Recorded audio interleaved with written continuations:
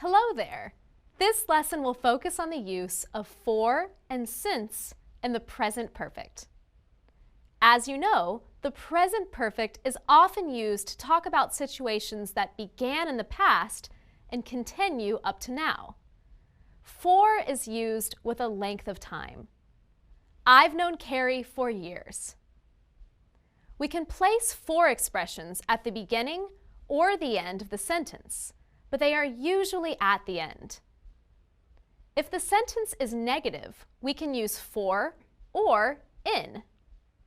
I haven't seen her for years, or I haven't seen her in years. We use since with a specific point in time, such as a specific time, day, month, or year. For example, I've known Carrie since 2005.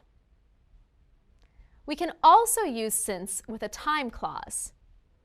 I've known Carrie since we were in high school. I've met a lot of people since I moved to this city.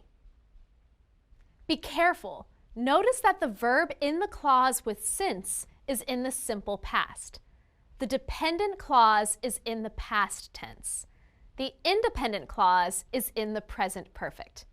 The order of the clauses is not important. I can also say, since I moved to this city, I've met a lot of people. The meaning does not change. The only change is the comma at the end of the dependent clause. This rule is true for all dependent clauses. When the sentence begins with a dependent clause, separate the clauses with commas. When the sentence begins with an independent clause, the comma is not necessary. The verbs stay the same. Use the simple past in the dependent clause and the present perfect in the independent clause. Let's look at some more examples. David has wanted to be a doctor since he was a child. Not, we have learned a lot of verb tenses since the class first began. Not,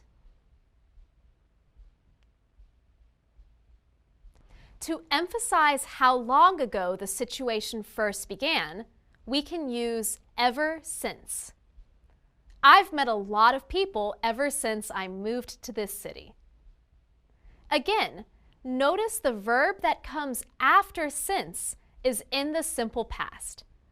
The verb in the independent clause is in the present perfect. I've given you several examples since the beginning of this lesson. Does it make more sense now? We'll look at more time expressions in the next lesson.